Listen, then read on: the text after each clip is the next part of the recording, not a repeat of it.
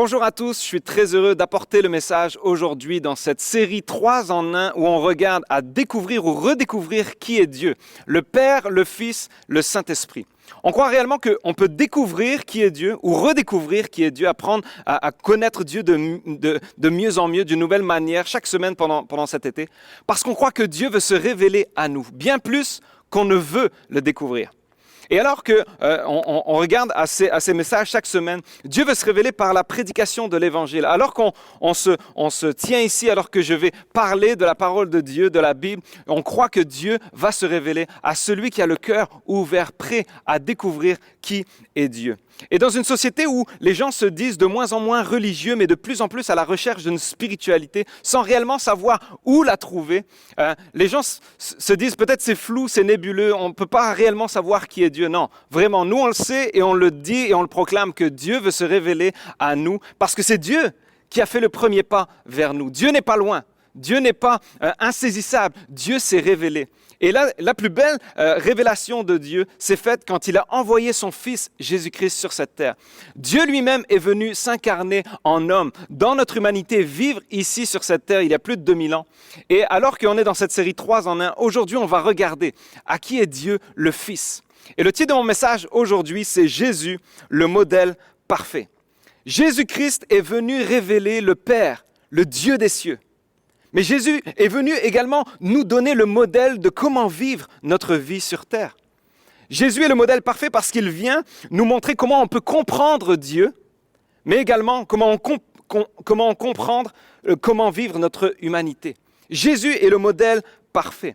Et dans les 4 évangiles dans la Bible, dans le Nouveau Testament, les 4 évangiles nous parlent de la vie de Jésus. Ce sont des évangiles qui nous montrent comment Jésus vivait quand il était ici sur terre. Ça nous relate ses paroles, ses actions, ses réactions, comment il vivait dans la vie de tous les jours, ses interactions avec les gens, avec les gens qui ne pensaient pas avoir besoin de Dieu, comme les gens qui étaient à la recherche de Dieu. Les évangiles nous montrent comment Jésus vivait. Et non seulement dans la vie de tous les jours, mais aussi dans des situations qui n'étaient pas simples, pas faciles à gérer. Et je veux parler à quelqu'un aujourd'hui. Alors, si tu te dis en ce moment, je me pose des questions, je ne sais pas réellement comment vivre ma vie ici, puis je fais face à plein de situations difficiles, je te le dis et je te donne un défi. Prends ta Bible et dans les évangiles, commence à lire. Si tu n'as jamais lu la Bible, va sur les applications, sur ton cellulaire, tu peux en avoir une gratuitement et puis lis les évangiles. Parce que alors que tu vas lire la vie de Jésus, c'est exactement le modèle que Dieu a designé pour nous, que nous puissions vivre notre vie comme Jésus nous l'a montré. Et alors que Jésus, on le voit dans les évangiles, puis on va lire un texte qui se trouve dans l'évangile de Jean au chapitre 8, on voit que Jésus est devant une situation vraiment, vraiment complexe. Et je vous donne le contexte, ok? Jésus est à Jérusalem au milieu de son ministère et alors qu'il est en train d'être au temple, il enseigne, il annonce la bonne nouvelle. Et alors que Jésus est reconnu par tout le peuple, il fait des miracles. À chaque fois que Jésus est quelque part, il se passe quelque chose d'incroyable. La foule le reconnaît comme quelqu'un de vraiment, vraiment extraordinaire. Mais alors qu'il y a tout cet attroupement autour de Jésus, alors qu'il est là dans le temple et qu'il enseigne la foule, les gens sont là et puis les pharisiens, qui représentent le pouvoir religieux de l'époque, eux, ne veulent pas que Jésus continue à annoncer cela. Parce que Jésus remet en question leur manière de voir, leur manière d'enseigner qui est Dieu. Et alors qu'eux sont là, les pharisiens essayent d'arrêter Jésus, essayent de le faire taire, même vont aller jusqu'à comploter de le tuer. Et alors que ce contexte-là est mis, on va le lire ensemble. Jean 8, versets 1 à 11. On regarde un petit peu le piège qui a été tendu à Jésus. Jésus se rendit au mont des Oliviers, mais le lendemain, il revint de bonne heure dans la cour du temple, et tout le peuple se pressa autour de lui. Alors il s'assit et se mit à enseigner. Tout à coup, les spécialistes de la loi et les pharisiens traînèrent devant lui une femme qui avait été prise en flagrant délit d'adultère. Ils la firent avancer dans la foule et la placèrent bien en vue devant Jésus. « Maître, lui dirent-ils, cette femme a commis un adultère. Elle a été prise sur le fait. Or, dans la loi de Moïse, Moïse nous a ordonné de lapider les femmes de ce genre. Toi, quel est ton jugement sur ce cas ?» En lui posant cette question, il voulait lui tendre un piège dans l'espoir de trouver quelques prétextes pour l'accuser. Mais Jésus se baissa, se mit à écrire du doigt sur le sol. Eux, Ils insistaient, répétant leurs questions. Alors il se releva et leur dit, « Que celui d'entre vous qui n'a jamais péché lui jette la première pierre. » Puis il se baissa de nouveau et se remit à écrire sur le sol.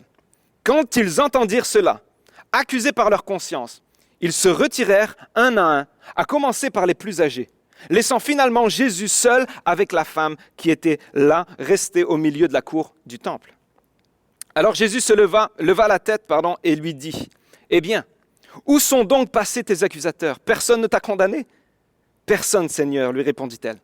Alors Jésus reprit, « Je ne te condamne pas non plus. Va, mais désormais, ne pêche plus. » C'est incroyable ce texte parce qu'il nous montre comment Jésus est le modèle parfait de grâce et de vérité.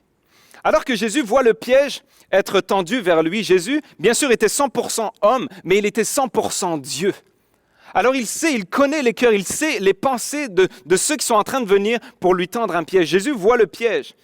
Jésus dérangeait le système religieux en place, les castes que les gens avaient mis. Les gens se servaient de la Torah, de la loi de Dieu, pour manipuler le peuple, pour oppresser, pour accuser, pour exposer le péché des autres. Et là, Jésus voit ce piège être là. Et alors que ce dilemme est en fait sans issue, dans les deux réponses, alors que les pharisiens avaient étudié Jésus, ils essayaient vraiment de le prendre à défaut. Ne vous inquiétez pas, quand on confronte la vérité ne perd jamais. Et lorsque les pharisiens viennent pour essayer de confronter Jésus, Jésus sait déjà avant, même les situations difficiles, quelle est la sortie? Non seulement pour lui, mais pour cette femme. Parce qu'il est piégé entre un dilemme, entre est-ce que je vais désobéir aux Romains, parce qu'en ce temps-là, Jérusalem était sous l'oppression romaine. Rome avait envahi et puis c'était eux l'autorité. Donc on ne pouvait pas mettre à mort quelqu'un sans passer par le jugement romain. Alors, si Jésus avait pris cette décision en disant « Ok, elle a péché, elle a été prise en flagrant délit, selon la loi, on va la tuer », il se serait il aurait désobéi aux Romains, il aurait été le rebelle en ce temps-là. Mais s'il avait dit « Non, même si elle a péché, je veux qu'elle soit relâchée », là, il aurait déshonoré la loi de Moïse. Il aurait enfreint les règles du Sanhédrin, enfreint les règles qui tout le peuple respectait ces règles-là, parce que c'était le pouvoir religieux. Et alors Jésus voit le piège. Il voit le piège parce que c'était une manipulation. Jésus savait très bien. Parce qu'ils se servent de la loi de Moïse, une loi qui était sainte, qui était juste, qui venait de Dieu. Mais ils se servent de cette vérité pour en faire une manipulation, pour essayer de piéger quelqu'un. C'est une manipulation, c'est une manigance que les Juifs, alors que Jésus le voit. Le problème, c'est que dans ce piège-là, il y a plusieurs problèmes. Le premier, c'est que si cette femme a été prise en flagrant délit d'adultère, elle ne devait pas être seule. Mais elle se retrouve seule, traînée devant tout le peuple jusque dans la cour du temple, mise là, exposée comme du bétail. Voici bien en vue, voici son péché. Mais pourquoi l'homme n'était pas là? C'est là où plusieurs commentateurs bibliques disent que sans doute le piège avait été tendu par Jésus et cette femme n'était que l'appât. Elle avait été peut-être poussée à faire l'adultère. Peut-être que même l'adultère avait été commis avec un de ceux qui étaient dans la foule. Alors c'est un piège qui est mené contre Jésus en disant « Voici, qu'est-ce que toi tu vas dire? Nous voulons ta voix, mais elle est juste l'appât. Qu'est-ce que toi tu vas dire? Où est l'homme ?» Alors il y a comme un jugement qui ne peut pas être fait à ce moment-là. Et même Jésus, quand il entend ces pharisiens-là faire référence à la loi de Moïse, Jésus savait exactement que dans le même passage de Deutéronome 19, il y a une loi qui contient, il y a un règlement qui contient également cette phrase qui dit « Si un témoin malveillant accuse quelqu'un d'un méfait, si on découvre que ce témoin a menti et qu'elle a fait une fausse déposition, on lui infligera la peine qu'il voulait faire subir à l'accusé. » Dans le terme malveillant, c'est de dire comme manipuler quelque chose pour son propre intérêt. Les pharisiens, ils n'avaient pas juste pris intègrement cette femme en flagrant délit, non, ils l'avaient peut-être poussée à le faire et ils avaient pris ça en disant « Voici, on a trouvé une vérité, maintenant on va essayer de la manipuler pour faire tomber quelqu'un. » Ça, c'est un témoin malveillant. Jésus savait exactement que si elle doit tomber, vous devez tous tomber. Les pharisiens avaient le beau rôle d'exposer les fautes des autres, mais se dégager des leurs. Un peu comme aujourd'hui, certaines personnes sur les réseaux sociaux. On expose les péchés des autres, mais on se dégage des nôtres. J'ai vu cette photo qui m'a fait rire récemment. C'est un riche homme d'affaires qui a posté cette photo en expliquant que de voir la joie des enfants qui s'amusent, c'est la chose la plus précieuse dans ce monde. Et même une Lamborghini à $1 million, ça ne vaut rien devant cela. Alors, il a autorisé les enfants à sauter sur la voiture de luxe et profiter de l'instant présent en riant de bon cœur. Mais la meilleure partie de l'histoire, c'est que ce ne sont pas ses enfants et que ce n'est pas non plus sa Lamborghini. C'est drôle, mais en même temps, c'est comme on expose quelque chose, mais ça ne nous regarde pas. On est loin de la situation. On fait comme si on est intéressé alors qu'en fait, on n'a rien à voir dans cette histoire. C'est facile d'exposer la vie des autres et le péché des autres quand ça ne nous concerne pas. Mais Jésus dit en fait, moi je connais les péchés de chaque personne ici. Mais ce qui est incroyable, c'est que Jésus, alors qu'il voit le piège se resserrer contre lui, il voit plus loin que le piège. Il voit cette femme. Alors qu'elle est juste un appât pour ceux qui veulent le piéger, Jésus voit l'âme de cette personne. Imaginez cette femme. Oui, prise en flagrant délit d'adultère, mais imaginez la tristesse, la souffrance de cette femme, traînée toute la ville, devant tout le monde. Puis amenée, puis le texte dit bien en vue devant tout le monde, dans la cour du temple. Elle est brisée, humiliée. Jésus voit cette femme. Elle devait être complètement à genoux, les mains, la tête dans les genoux, juste en disant « je veux juste rien voir et puis j'attends juste ma sentence » parce qu'elle savait ce qui se passait. C'est le pire moment de sa vie, exposée devant tout le monde. Elle a été piégée sans doute, peut-être. Mais Jésus voit son âme, il connaît ses erreurs, alors qu'elle voudrait être loin, elle dirait c'est le pire moment de ma vie. C'est vraiment pas la manière dont je voulais me tenir dans le temple, devant Jésus, devant toute la foule. Mais Jésus, lui, est proche. Alors qu'elle voudrait être loin, Jésus est proche. Et il va se passer quelque chose d'incroyable. Voici les 4 actions que Jésus va poser, qui nous est dit dans ce texte, pour sauver cette femme. On va le regarder ensemble. Voici pourquoi il est le modèle suprême, le modèle parfait de la grâce et de la vérité. La première chose, en voyant cette femme, c'est qu'il va la protéger. Okay? Cette femme est là, exposée devant tout le monde. Son péché est mis, elle est humiliée. Mais Jésus, la première chose qu'il va le faire, c'est la protéger. Protéger, il le dit, que celui d'entre vous qui n'a jamais péché lui jette la première pierre. Il est en train de regarder toute la foule en disant, vous tous là, je vais la protéger de vous tous parce que si vous n'avez aucun péché, allez-y, jetez-lui la première pierre. La deuxième chose, c'est qu'il va s'adresser à elle. Alors que tout le monde est parti, tout le monde accusé par leur conscience va jeter la pierre, va juste partir des lieux. Jésus va la rassurer. Il va dire, où sont ceux qui t'accusent, ceux qui te condamnent? Mais il n'y a plus personne. Mais moi non plus, je ne te condamne pas. Je ne te condamne pas non plus. Il va la rassurer. Ensuite, il va l'encourager. Va. Comme, reprends ta vie, repars, il y a l'espoir maintenant. Va, tu devais mourir ici, non, maintenant tu vas, tu pars, reprends ta route. Et dernière chose qu'il va faire dans les 4 actions, c'est qu'il va la confronter. Mais désormais, ne pêche plus. C'est fort parce qu'a priori, on pourrait regarder ce texte de loin en disant « Oh, mais Jésus omet qu'elle a été prise en flagrant délit d'un péché. » Non, Jésus le savait très bien. Mais voici ce qu'il a décidé et les actions chronologiques qu'il a décidé de faire. De protéger, de rassurer, d'encourager et de confronter, même le pécheur. Parce qu'il voit la souffrance que le péché inflige aux gens. Le péché, son péché à elle, oui, mais le péché des autres qui veulent juste manipuler cette situation pour accuser, pour condamner. Soif de sang. C'est incroyable, parce que Jésus est en train de nous montrer que avant de confronter quelqu'un sur son péché, sur ses fautes, sur ses erreurs, montre-lui d'abord que tu l'aimes et que tu veux son bien. Pas l'inverse.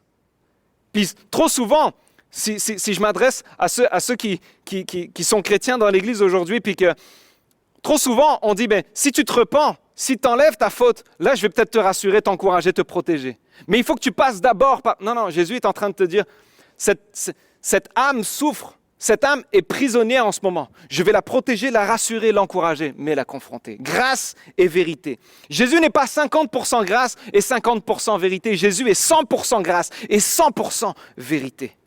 La grâce, ce n'est pas un concept théologique. C'est une personne et son nom est Jésus-Christ. C'est pour ça que cette femme-là est amenée à la mort par la religion, mais elle rencontre Jésus. Et elle repart avec la vie, avec l'espoir. J'imagine juste son sourire en quittant cette scène en disant « Je devais mourir là, et là je repars avec la vie. Jésus m'a sauvé, Jésus ne m'a pas condamné. Jésus m'a dit « Va, mais ne pêche plus. » Sa vie a dû changer à partir de ce moment-là. La grâce nous sauve et la vérité nous libère. La grâce, c'est que je ne veux pas, ce que tu devrais subir pour ton péché, je vais le prendre. C'est ce que Jésus va faire à la croix ultimement. Il va prendre les péchés de tout le monde, il va les prendre sur lui, il va les subir et il va nous donner le pardon. C'est ça la grâce. C'est de recevoir quelque chose que nous ne méritions pas.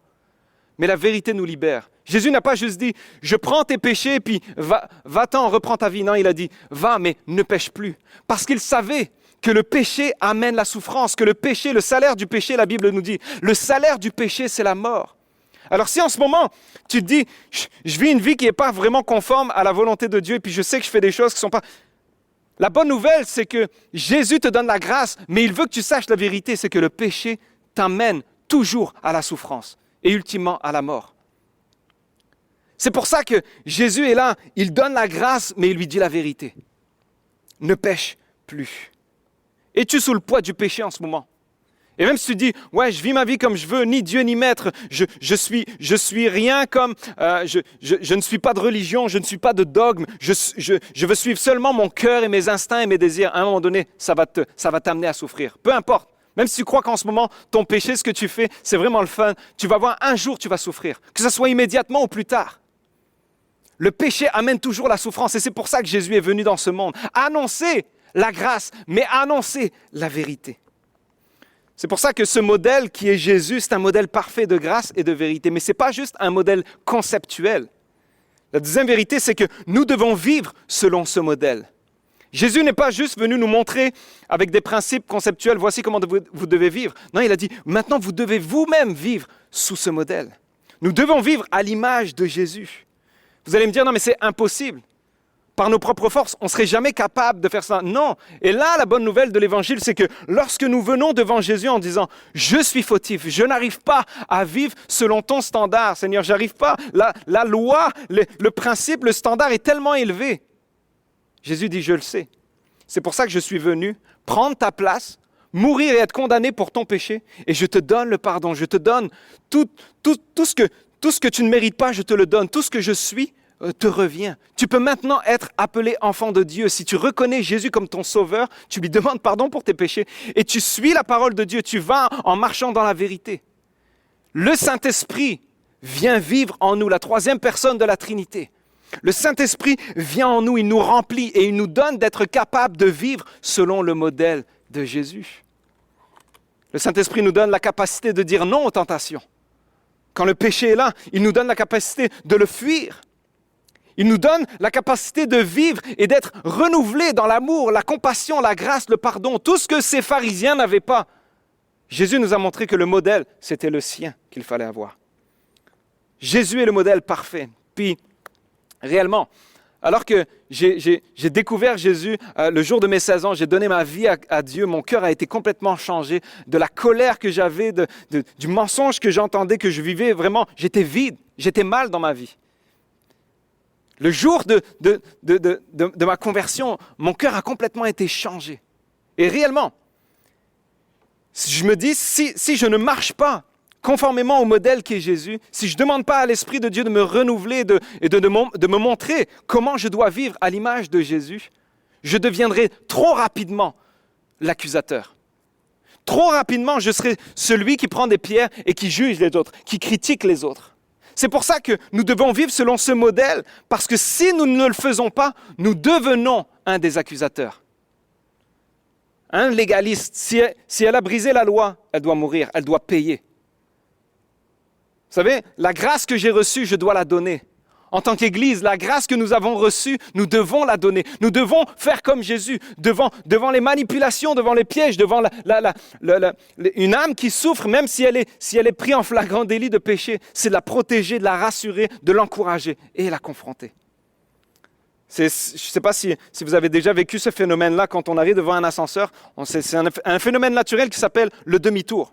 Vous arrivez devant un ascenseur et puis là, vous espérez qu'il y aura de la place pour vous. Puis il y a beaucoup de monde partout dans le bâtiment. Alors vous dites, j'espère, juste vous priez. Si l'ascenseur arrive, si au moins il peut y avoir une place pour moi. Et là, l'ascenseur arrive, ting, la porte s'ouvre. Puis vous voyez, l'ascenseur est complètement… Il y a trop de monde. Et puis là, vous voyez dans le regard des gens qui disent, OK, là en ce moment, il n'y a pas de place pour toi, c'est déjà difficile, l'air est un petit peu suffocant, donc ce qui fait que tu vas attendre ton tour. Il n'y a aucune grâce dans leur regard. Et puis toi, tu es là de l'autre côté, puis tu dis juste, s'il vous plaît, quelqu'un pourrait juste me faire une place. Et là, il y a comme quelqu'un qui se dit juste, bon allez, on va lui faire une place. Il se tasse, et là, vous dites, oh, quelle grâce, merci. Alors là, vous rentrez dans l'ascenseur, et le phénomène arrive à ce moment-là. C'est qu'une fois que les portes se ferment, qu'est-ce que vous faites? Vous faites le demi-tour. Vous devenez une partie des gens qui sont dans l'ascenseur. Et arrivé au prochain étage, qu'est-ce que vous faites? Ding, les portes s'ouvrent. Il n'y a pas de place pour toi. Ne jamais faire que nous, en tant qu'Église, que les chrétiens, que nous puissions dire « Hey, parce que j'ai reçu la grâce et maintenant que je suis de l'autre côté, je fais partie de la foule, je fais partie des gens qui ont une place, qui sont confortables. Jamais maintenant je vais donner de la grâce, jamais je vais faire de la place. » Non, Jésus est en train de nous montrer qu'il va falloir que nous faisions de la place, que notre cœur fasse de la place à la grâce, que notre cœur puisse être rempli juste de compassion devant les âmes qui sont brisées sous l'emprise du péché. Et si en ce moment c'est toi qui regardes et puis que tu dis c'est exactement mon cas, j'ai l'impression que je suis cette personne accusée de partout. Il y a des gens qui sont en train de me lancer des roches, peut-être c'est par des critiques, des mots, des textos, des Twitter, peu importe, mais en ce moment tu es sous le coup des accusations. Puis tu dis mais qui pourra me sauver, qui pourra me donner l'espoir? Jésus est là avec toi. Il faut que tu comprennes que la posture de Jésus est complètement différente de la posture des pharisiens. Alors que les pharisiens sont avec ils voient les autres de haut, ils ont la pierre dans la main. Rapide pour dire la vérité, rapide pour confronter, rapide pour exposer. Jésus dit, si tu dois lancer la pierre, si elle tombe, vous tombez tous. Mais moi, je suis venu pour qu'aucun ne se perde. Jésus n'a pas condamné cette femme, mais non plus, il n'a pas condamné les accusateurs. C'est ça qui est fort. C'est que Jésus est venu pour qu'aucun ne se perde, pour que tous reçoivent la grâce de Jésus. Cette femme, comme la foule, comme toute personne, c'est pour ça que Jésus n'a même pas condamné cela. Il a dit dans la Bible, « Je ne suis pas venu pour condamner, je suis venu pour sauver le monde. » Jésus à la croix allait mourir pour les péchés de cette femme et de toute personne qui était dans la foule, la roche à la main, vous et moi également. Parce qu'il est venu pour les péchés de l'humanité au complet. La posture de Jésus est complètement différente de celle des accusateurs. Ils voient la femme de haut, ils sont là prêts à dire on va faire le jugement. Alors que Jésus, lui, est assis. C'est intéressant de voir que le texte nous dit que Jésus est assis et puis il écrit dans le sol. Maintenant, on ne sait pas ce qu'il a écrit dans le sol. On n'a aucune idée. Il a écrit 2 fois sur le sol. Alors, chaque commentateur biblique, chaque prédicateur va y aller avec une spéculation. Peut-être qu'il a écrit ceci, peut-être qu'il a écrit cela. Dans le temps, les Romains écrivaient leur sentence par terre avant de la dire. Certains disent que peut-être que Jésus a commencé à écrire les noms de ceux qui avaient peut-être commis l'adultère également. Et qu'eux étaient là après à juger, mais qui disent « Hé, je vous ai vu là. » Certains disent qu'il était en train d'écrire toutes les fautes, tous les noms des personnes. On ne sait pas. Maintenant, peu importe ce qu'il a exposé par terre, le temps, la poussière s'est dissipée. Si on ne le sait pas, c'est qu'on ne doit pas le savoir. Peut-être que Jésus a exposé les péchés des autres alors qu'eux étaient en train de l'exposer. Mais le but de Jésus n'est pas de condamner, n'est pas de dire « Hé, toi et toi et toi ». Non. Le but de Jésus, c'est de dire que moi, je veux la sauver de son péché et de votre péché. Et je veux vous sauver de votre propre péché. Même si vous ne savez pas qu'en ce moment, vous êtes sous l'emprise du péché et du mal. Jésus est resté seul avec elle jusqu'à la fin. C'est fort parce que Jésus est assis, il écrit, et toute la scène, il est assis, à part une fois où il doit se lever, mais il se rassoit. Et la Bible nous dit que Jésus est resté seul avec cette femme, alors que tout le monde part, il devait y avoir du monde, les gens ont dû parler, quitter, tout ça, mais Jésus reste seul. Et pourquoi il est assis? J'ai l'impression qu'il est à la même hauteur que cette femme. Cette femme, j'imagine juste. Ici, amenée devant tout le peuple par son péché, elle doit se dire, mais qu'est-ce que j'ai fait? Pourquoi? Je voulais jamais que ça en arrive là. J'avais pas prévu ça, puis je voulais juste vivre une bonne vie, puis j'essayais juste qu'est-ce que j'ai fait? J'attends ma sentence. Imaginez la tristesse, la peine, la souffrance. Elle devait être là, j'imagine, juste pas bouger en attendant que la première pierre tombe.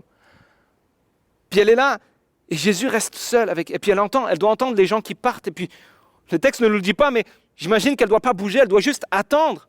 Attendre parce qu'elle dit, ça peut tomber d'un instant à l'autre. Mais Jésus est là. Il la regarde et il dit, Mais où sont tes accusateurs? Moi, je ne te condamne pas non plus. Maintenant, va, reprends ta vie, mais ne pêche plus. Quelle parole incroyable!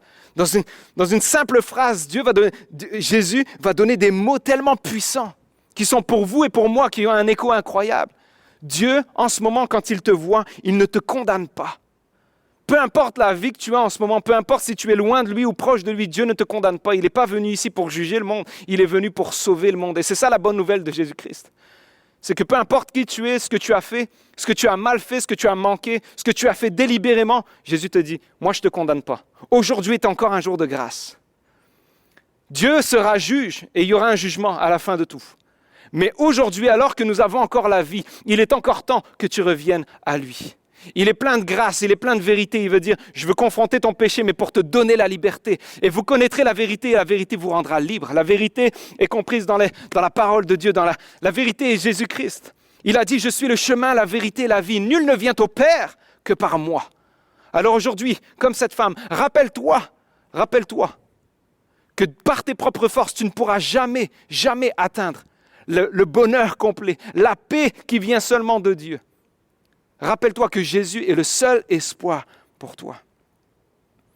Là où les gens lancent le mépris, là où peut-être c'est toi-même dans tes pensées, tu te sens accusé, peut-être c'est toi-même qui t'accuse. C'est toi-même qui vis sous le poids d'une culpabilité. C'est peut-être même toi en ce moment qui vis l'adultère. Et tu entends ce texte, puis tu te dis, wow, ça fait écho dans mon âme. Jésus est exactement le même, hier, aujourd'hui, éternellement. La même situation qui est arrivée en ce moment. Et s'il y a une parole de Dieu pour toi en ce moment, c'est qu'il va te dire, je ne te condamne pas non plus. Va, mais ne pêche plus. Viens à moi, reviens à Dieu. Fais-moi confiance, ouvre-moi ton cœur. Dis-moi tout ce qui te fait mal, dis-moi tout ce qui te pèse. Montre-moi que par tes propres forces, tu ne peux pas y arriver. Et je vais combler ton cœur. Je vais te donner un cœur de chair contre un cœur de pierre. Alors que tu étais fermé à toutes les choses spirituelles, à toute la joie qui vient de Dieu, à toute la paix, à toute l'éternité, moi, je peux te donner tout ça. Je suis le seul qui peut sauver ton âme. On a tous besoin de la grâce de Dieu. Aujourd'hui, alors que j'étudiais ce texte cette semaine, je me rappelais que combien moi j'ai autant besoin de la grâce de Dieu aujourd'hui que quand Dieu m'a sorti de là où j'étais, le jour de ma conversion. On n'est pas là à regarder personne de haut en disant « Hey, l'Église que nous représentons, c'est le pouvoir religieux. » Non. L'Église est une représentation de Jésus-Christ. Et si en ce moment tu te sens accusé par la religion ou la religion t'a blessé, peut-être quelqu'un, dans le nom de Dieu, comme ces hommes-là, ont manipulé la vérité pour t'oppresser. Jésus veut te dire, moi je ne suis pas ça. Moi je suis venu pour sauver, pour libérer celui qui est captif. Peut-être tu es captif du péché, peut-être tu es captif d'une religion, peut-être tu es mis dans une boîte et puis là tu es accusé. Jésus dit, moi je ne te condamne pas. Moi je veux te libérer. Moi à la croix, je vais prendre toutes tes fautes, tous tes fardeaux, toute ta culpabilité, la condamnation. Je vais les prendre, je vais mourir pour que tu puisses recevoir ma vie. Alors fais juste accepter qui je suis pour toi. Que par tes propres forces, tu ne peux pas devenir meilleur. Tu es juste vide, mais moi je peux te remplir. Laisse ma vie te remplir. Donne-moi ta vie, je t'ai donné la mienne.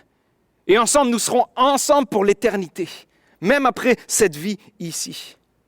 Il faut se rappeler de cela, que nous avons tous besoin, tous les jours, de la grâce de Dieu. J'aime beaucoup cette citation de Tim Keller qui dit « L'Évangile est résumé comme cela. Nous sommes bien plus pécheurs et imparfaits que nous n'oserions jamais le croire, mais en même temps, nous sommes bien plus aimés et acceptés en Jésus-Christ que nous n'oserions jamais l'espérer. » Il y a une mauvaise nouvelle, c'est que nous sommes tous esclaves du péché. Mais la bonne nouvelle, c'est que Jésus-Christ est venu pour rendre chaque être humain libre, sauvé, pardonné, réconcilié avec Dieu, recevant la paix qui surpasse toute intelligence, peu importe les circonstances de ta vie. Jésus ne te promet pas une vie parfaite, il te promet une vie abondante. Il te dit, si tu crois en moi, moi je viens te sauver, je viens te restaurer par mon Saint-Esprit, je viens te remplir d'une nouvelle vie. Et aujourd'hui, tu peux dire non au péché, tu peux dire non à tout ce qui est en train de t'accuser. Je veux parler à quelqu'un en ce moment. Peut-être tu te dis, en ce moment, la condamnation vient de l'intérieur. Et puis je demande pardon à Dieu pour mes péchés, mais j'ai l'impression que mon cœur, moi je ne me pardonne pas moi-même. Là, il y a un verset dans la Bible qui dit que si ton cœur te condamne, Dieu est plus grand que ton cœur. Alors, si Dieu a dit sur toi que tu étais non coupable parce que Jésus-Christ a pris tout à la croix, ne dis pas toi que le jugement de Dieu, je vais l'outrepasser, puis non, je suis quand même coupable. Si Dieu a dit, moi je ne te condamne pas, arrête de te condamner. Viens avec gratitude, avec reconnaissance en disant, Seigneur, je ne me place pas sous l'autorité de mon cœur ou de la culture ou de ce qu'on dit. Non, je me place sous l'autorité de la parole de Dieu, sous l'amour de Dieu. Si lui m'a déclaré non coupable, alors je suis non coupable. Et alors que j'arrive à la fin de ce message, je veux vraiment qu'on puisse comprendre l'amour de Dieu révélé par Jésus-Christ. Il est le modèle parfait de grâce et de vérité. Il est le modèle sous lequel nous devons tous vivre chaque jour de nos vies. Et il est celui qui veut remplir son Église de grâce. Je me souviens alors que un de mes amis racontait son témoignage. C'était incroyable parce qu'il venait d'un endroit tellement de violence, tellement de mal, tellement de souffrance. Et lorsqu'il est arrivé la première fois devant des gens chrétiens qui allaient même à l'église Nouvelle Vie, il est arrivé là et puis il a dit, c'est incroyable parce que l'amour qu'ils m'ont démontré, ils m'ont accueilli comme s'ils m'attendaient. Il y a une grâce qui a été démontrée par ces gens-là et l'amour de Jésus a été démontré par des gens qui vivaient pour Jésus. Et cet homme-là, alors qu'il a été complètement paralysé devant cet amour, il a commencé à être transformé par l'amour de Dieu. Il a dit, si eux ont trouvé quelque chose, je veux cette chose. Si eux ont trouvé la joie, la paix, le bonheur, la liberté sur le péché, je veux la même chose. Je veux dire aujourd'hui que Jésus est là devant tous tes accusateurs, devant ton cœur même qui te condamne. Puis il dit, moi là, je suis plus grand que ça. Moi, j'ai donné ma vie à la croix. L'œuvre de Christ, c'est qu'à la croix, il est venu pour dire, tous vos péchés sont pris sur moi, toute l'humanité. Péchés passés, présents, futurs. Aujourd'hui, tes péchés ont été portés à la croix déjà. Et le prix a tellement été grand pour Christ qu'il a donné sa vie. Son sang a coulé. Il est mort pour que tu puisses recevoir la vie abondante. Une nouvelle vie. Jésus, 3 jours après être mort, il est ressuscité. Il est auprès du Père et maintenant il intercède pour nous.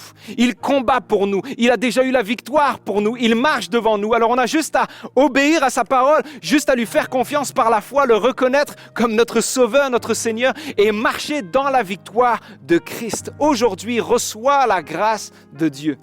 Que ce soit la première fois ou que tu en aies besoin aujourd'hui alors que ça fait longtemps que tu connais Dieu.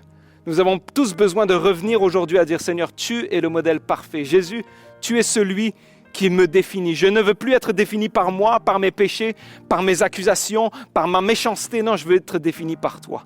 Sois le modèle que je suis chaque jour.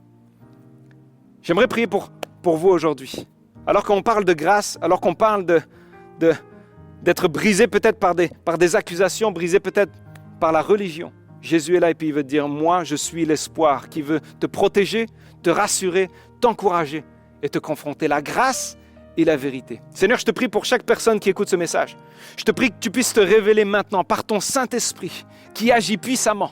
Alors qu'on prêche le nom de Jésus, il y a quelque chose de spirituel qui est en train de se passer dans chaque esprit des personnes qui nous écoutent. Parce que lorsque l'on prêche ton nom, on prêche l'espoir, on prêche l'amour, on prêche tout ce que notre âme a besoin. Seigneur, je te prie, Seigneur, que tu puisses venir remplir le vide de chacun de nos cœurs. Jésus, je te prie que tu puisses maintenant te révéler comme étant le Fils de Dieu qui a donné sa vie sur la croix pour que nous puissions être appelés fils de Dieu. Seigneur, ce n'est plus nous qui nous définissons, c'est toi qui nous définis. Nous sommes maintenant enfants de Dieu. Seigneur, viens proclamer, Seigneur Jésus, viens déclarer, viens révéler, Seigneur Jésus, à chacun, Seigneur, qu'ils peuvent être pardonnés, rassurés par Dieu, protégés. Encourager. Seigneur, je te prie maintenant que tu puisses venir sauver et restaurer nos vies en fonction de ton image, Jésus, parce que nous te donnons nos vies. Nous nous déclarons seuls et faibles. Nous ne pourrions pas par notre propre force arriver à ton standard. Mais toi, si tu viens en nous, nous pouvons faire, Seigneur, tout ce que toi, tu nous as demandé de faire. Alors nous voulons nous mettre devant toi aujourd'hui et nous te déclarons Maître, Roi, Sauveur et Seigneur de nos vies. C'est dans le nom de Jésus que nous avons prié et tout le monde dit Amen. Le groupe de louanges va amener, puis commençons à célébrer, adorer Dieu pour ce qu'il fait. Sa grâce est incomparable.